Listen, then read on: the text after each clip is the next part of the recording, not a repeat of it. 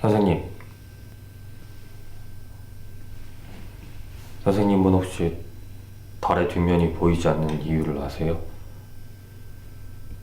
달의 공전주기와 자전주기가 일치하기 때문이에요.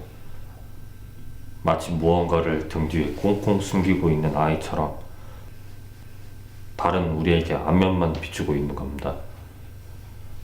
지구에서 벗어날 일 없는 사람들은 그 뒷면에 뭐가 있는지는 안중에도 없는 법이죠. 그 등에 흉측한 상처들이 있다고 한들 그건 우리랑 아무런 상관도 없는 이야기니까요. 저희 아들이 이제 퇴원해도 될 정도로 멀쩡해졌다는데 선생님이 보시기에도 그렇습니까? 제 말은 몸이 아니라 여기를 말하는 겁니다. 눈앞에서 친구들이 죽었는데 어떻게 제정신이겠습니까? 제 생각엔 며칠 더 입원하면서 안정을 취하는 게 나을 것 같습니다. 가만 보면 혼자서 무슨 헛소리를 하는 것도 같고.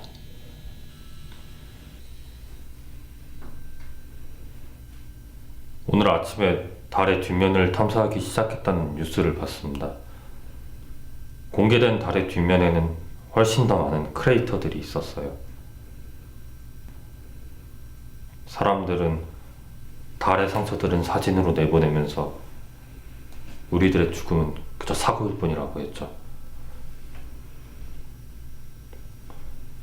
그날 그 펜션에서 저와 제 친구들이 선택한 죽음은 사고가 아닙니다. 아직 세상이 바라보지 못한 뒷면이 더 남아있단 말입니다. 제가 정신병자가 아니란 걸 증명하려면 먼저 제 이야기부터 해야겠네요. 지금이야 좀 불안해 보여도 나름 모범 학생이었습니다. 공부도 나름 잘하고 말도 잘 듣고 제가 그렇게 키웠습니다.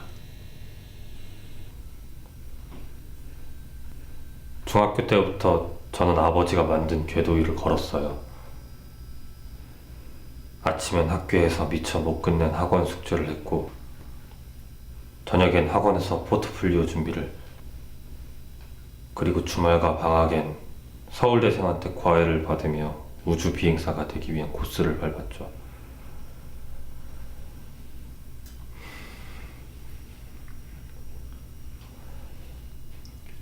아버진 밤마다 제게 저 달 위로 올라서는 삶을 살라고 말했어요. 아버지의 명예를 위해서 저는 저 달을 밟아야만 했어요. 진정한 천재는 언제나 1등을 놓치지 않는다면서 성적이 기대에 못 미친 날에는 방문을 걸어 잠그고 지쳐 쓰러질 때까지 골프채를 휘둘렀어요.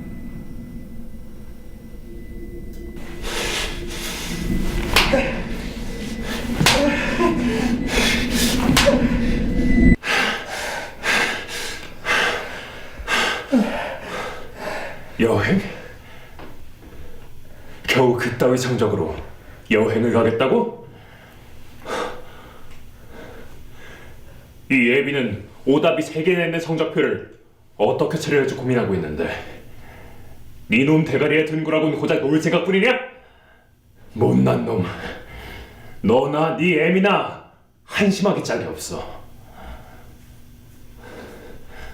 한 번만 더 내 얼굴에 먹칠하는 날이 온다면 그땐 정말 각오해야 할 거야.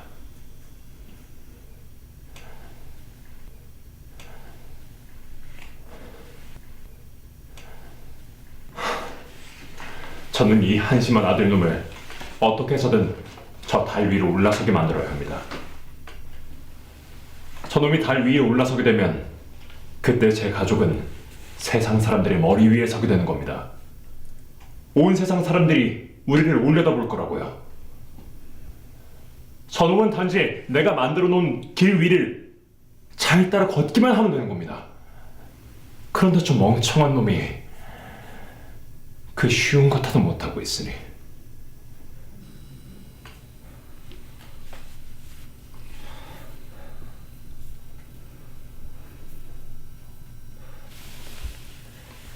저기 선생님, 제가 여기 있다는 걸 아버지는 알고 있나요? 그 사람이 곁에 있었다면 분명히 이렇게 말했을 거예요. 차라리 죽지 그랬어. 쓸모없는 놈. 아버지가 제 걱정을 하고 있다고요? 그런 거짓말은 저한테 안 통해요. 그 사람은 늘 그런 말을 입에 달고 살았거든요. 내가 너를 낳지만 않았어도 인생이 이렇게 꼬이진 않았을 텐데. 다른 존재는 그저 아버지의 인생에 난데없이 끼어든 불행일 뿐이에요.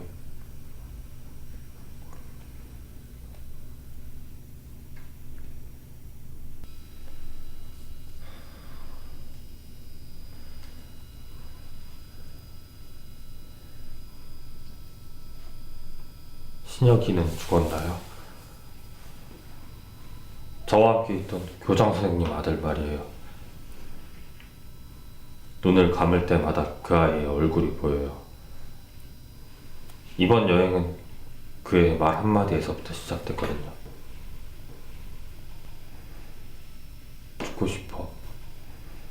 이젠 지긋지긋해. 사는 것보다 죽는 게 차라리 나아. 누구나 한 번쯤 이런 생각을 머릿속으로 해보곤 한다지만 입 밖으로 내뱉은 건 우리 중에서 신혁이가 처음이었어요. 신혁이의 말 한마디에 내가 동조하면서 여행이 시작된 거니까요. 신혁이요? 아무래도 평범한 아이는 아니었죠.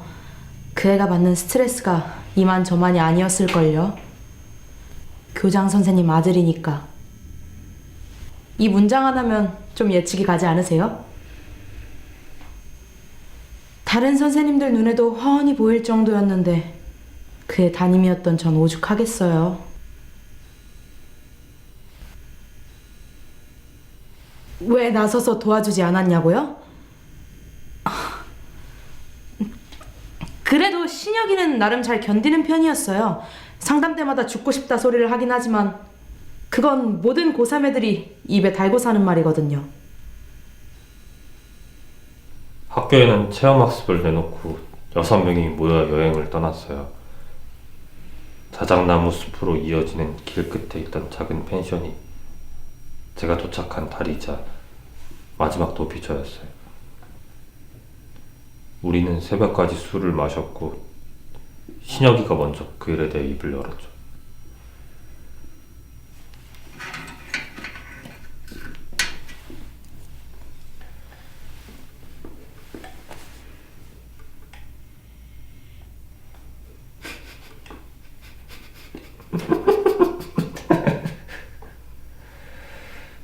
아, 웃겨.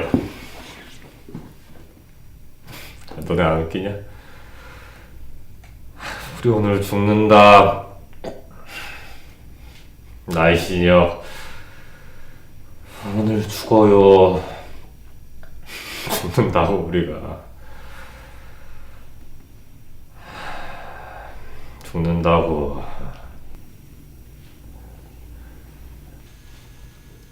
고작 그 정도 스트레스로 자살하는 애들이 많나요?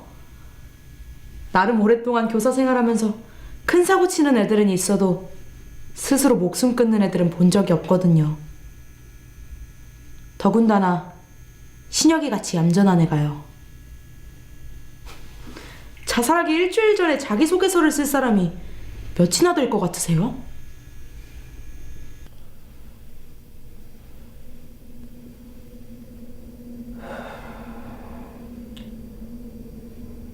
이렇게 될 줄 알았으면 죽어라 공부도 안 했지.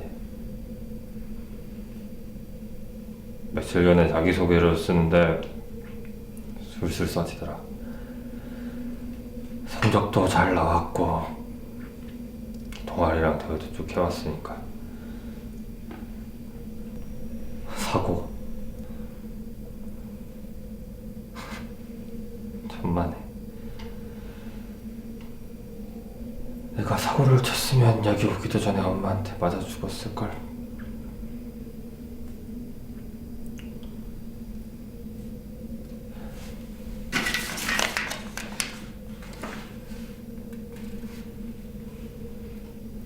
평상시 교우 관계가 원만하고 소외되는 친구를 언제나 곁에서 챙겨주었으며 항상 솔선수범하는 모범적인 학생이다. 하지만 이 안에 진짜 이신혁은 그 어디에도 없다.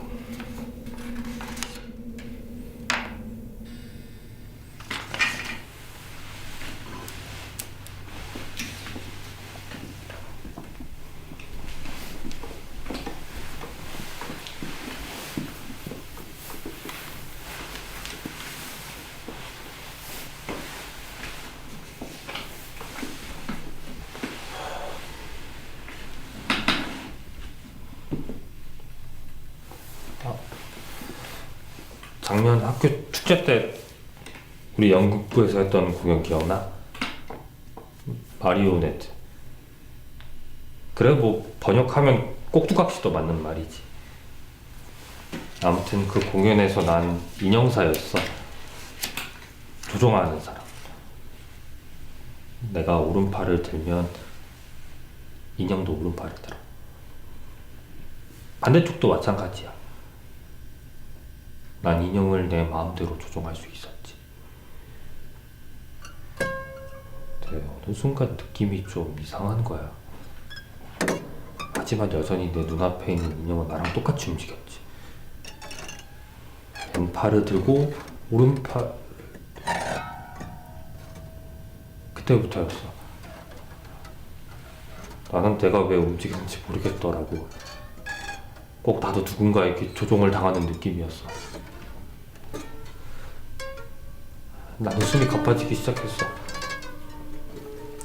그렇게 의자에 앉아서 가슴을 부여잡고 있는데 최두선, 너 지금 뭐 하고 있는 거야? 연기 연습은? 연습이 제일 중요한 거 몰라? 엄마는 대표님만 따라다니면서 너 밀어주려고 기를 쓰고 있는데 너는 방구석에 처박혀서 숨이나 헉헉대고 있고 얼굴이 안 받쳐주면 실력이라도 좋던가 아니면 애가 좀 해프기라도 하던가 그것도 아니면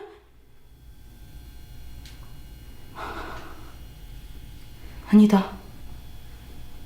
어떻게 배우들 사이에서 저런 애가 나왔는지 몰라.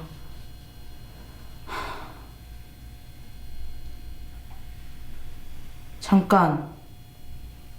최두선 너 살 좀 찐 거 같은데? 체중 관리하고 있는 거 맞아? 너 설마 학교에서도 급식 먹었니? 그게 얼마나 살찌는지 알고도 그래?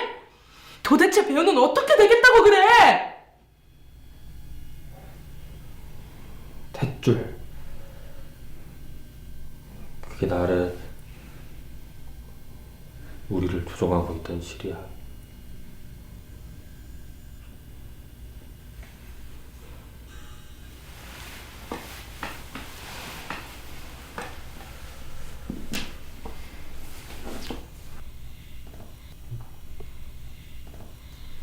약속했던 대로 친구와 함께 보일러실로 내려가 배관의 연결을 끊어놓고 방으로 돌아와 술병을 들이캔 뒤 누웠습니다.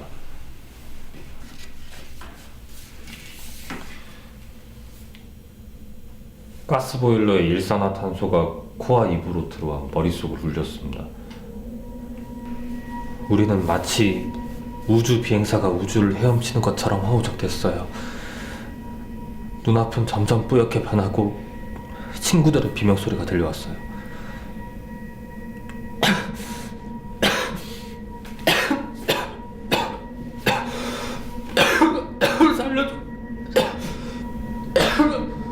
살려주세요! 저는 문 밖을 향해 소리쳤지만 모든 것은 이내 어둠 속으로 사라졌습니다.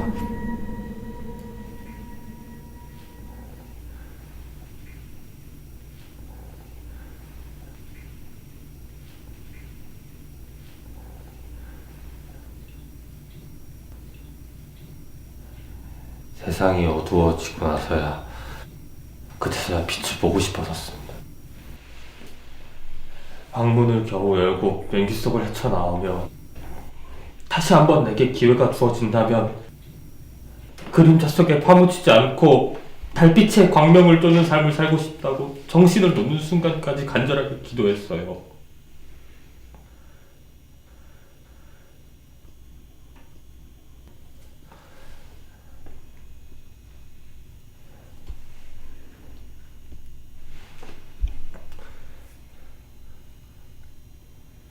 모두 죽고 나만 살아남았다는 걸 태어나는 날에 알았습니다.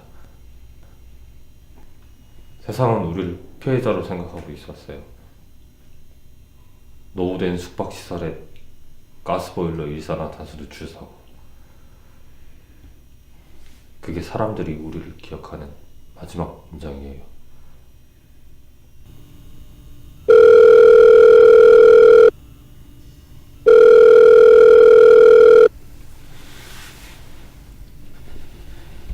그럼 이걸로 없던 일이 된 겁니다. 마지막으로 오늘 상담과 관련된 자료들은 전부 불태워 주세요. 아니요. 그렇게 하는 편이 간단합니다. 제가 복잡한 걸 좀 싫어해서.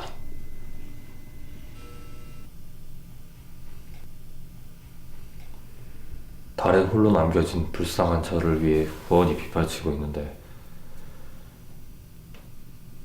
뭐하러 진실을 말해야 하냐면서 아버지는 나를 다시 자신의 궤도에 가두었습니다. 제가 이 병원에서 나가려면 내가 정상이란 걸 증명해야 한다고 하셨죠. 선생님, 달의 뒷면을 보고 온 우주인들에게는 얼룩진 달의 앞면이 오히려 비정상으로 보일 겁니다. 누가 정상인지 선생님은 구분하실 수 있나요?